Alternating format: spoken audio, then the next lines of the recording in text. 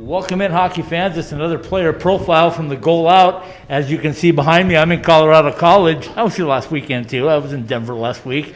Hunter McKown is with me. So, Hunter, where do we start, right? We were finally getting back to a little bit of normalcy, and then you guys went on the road. You get a road sweep. Then you get wiped out by COVID. The schedule changes. You get your Gold Pan series, your real first taste of it, because last year was kind of a mess. What do you think of that, first and foremost, playing Denver? Obviously, they're a great team, and we struggled that weekend. And we're not going to make excuses about our little time off there. But yeah, they're a hell of a team, and you got to give them credit. But we're excited for the next two against them. Talk to me about Colorado College, because last year, your freshman year, this year you get a new coach, you get a new building. A lot of things are different on and off the ice. How's it been for you with the adjustment? Yeah, it's been great. I love the coaching staff. All three of them are great guys, and they really work well with me and work well with the team. And that's been a joy to be around. And the new arena, obviously, as you can see, is pretty special. We get spoiled here, and that's something that allows us to perform on a daily basis. So it's been fun. When you committed here before you were your freshman year, did you know this building was coming and things were coming down the pike? Absolutely. That was definitely a big selling point. You knew that was coming, and that was something to look forward to. But at the same time, I'm glad, I got to play a year at the Broadmoor before that chapter closed. So I hear you. You played in the national team development program, got a lot of time there, got a lot of chances to play top caliber hockey. How did that prepare you for NCHC hockey? Yeah, everyone knows the reputation of that place, and it taught me a lot. It really, forced me to grow in areas that I normally wouldn't have, and it's a really special place, and you make friendships there that you have the rest of your life. So it's been a huge step in my development. When you wear the red, white, and blue, and then you get a chance to go to the Five Nations, and you come back with gold, it kind of bonds you to your country. Is that fair? Oh, absolutely. You definitely feel that pride, and it's something they talk about a lot there, is the honor to put that jersey on, and you really feel it. Okay, so now you're a Tiger. You've been a Tiger for a couple of years. You've had a chance to feel NCHC hockey. Is that any different than what you maybe thought it was going to be? Yeah, you hear that it's the best league in the country or the best conference in the country, and it really is. You don't know that until you play in it, and I think it's special to get to play in an elite conference like that, because it pushes you when you really don't want to, and it's good. It's fun, and it's making me a better player for sure. Okay, let's step back, and then we'll come back to where we are right now. But growing up in California, a lot of people talked about hockey in California. Are they producing really good players? Are there players that can go on? You grew up in the San Jose area. I'm sure the Sharks were big for you. Tell me about it, getting started and all that good stuff. Yeah, San Jose is home. That's always where I'll call home.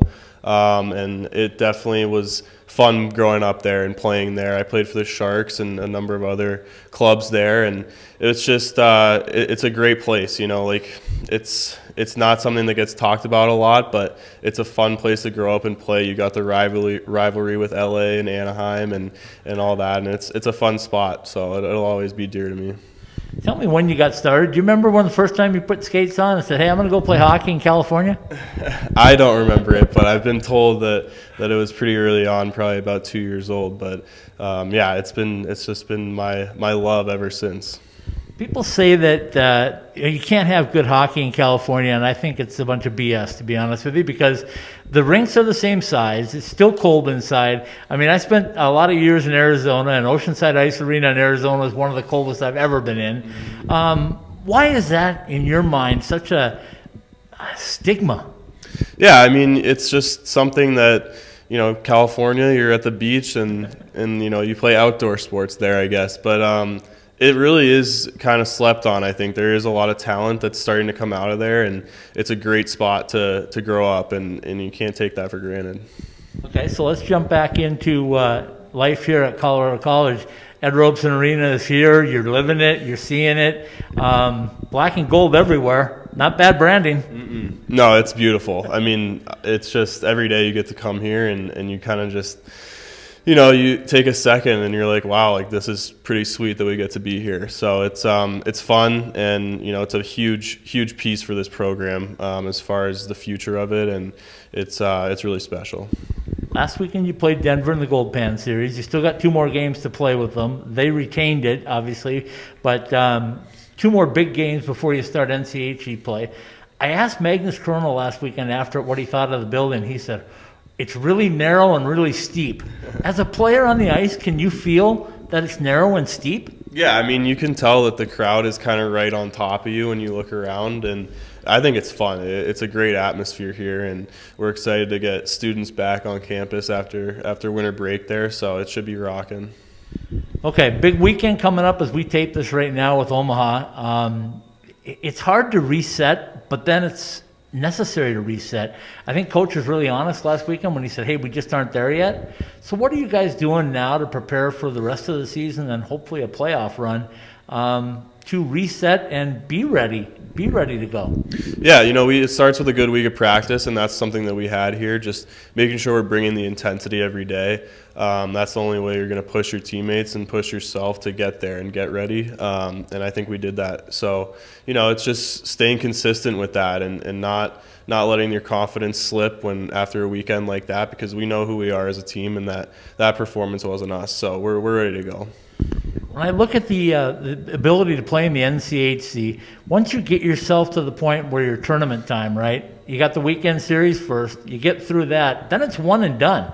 And anything can happen, a hot goaltender, a fluky goal, it could be anything. So is that how you guys look at it too, is let's just get to that frozen face-off and do the one and done stuff? Yeah, obviously we know that, and like I said before, NCHC is a tough conference, and that means anybody can win. And we've proved that this year, and I think if we play our game, we know we can beat anybody in this conference, so we're excited for that. All right, I saw a couple things in your bio I got to ask you about. George Washington, are you here? Winston Churchill? Tell me about that. Why if you could, why would you want to meet and speak to them? I'm a big history guy. I always have been, and I think those guys are obviously 2 pretty well-known historical figures. So I don't remember what the question was on that, but it was, I would love to speak to them and kind of pick their brains, obviously. But no, I'm a big history guy. Okay, 2 things off the ice. You leave the rink. Do you like to watch professional hockey and other hockey? And if you do, is there somebody that you want to watch? Because I think I saw this in your bio too, but let me know who that is. Yeah, I love watching hockey. I try and watch at least 1 to 2 games a night after practice, and at least get through the highlights the next day. But yeah, I think my top 3 players I love watching are Patrick Kane, Austin Matthews, and Drake Batherson. And you learn a lot from guys like that, and just watching, because when you watch just the highlights, you don't always get the full picture of their game, and they're special players, and there's a lot that you don't see unless you watch those games, so it's fun. What does Hunter McKown like to do when he gets away from hockey? I like to play video games. I like to hang out with the guys and just kind of relax. I don't know. I'm a big Xbox guy, so nice. We'll get on that. But yeah, we have a good time outside the rink. All right, final one for you. It's been an odd year. The World Juniors ended abruptly. Supposedly, we're going to have an Olympic tournament coming up. College players are in it. You've been a part of Team USA at the junior level. What are your thoughts on that? College players going to play in the Olympic Games?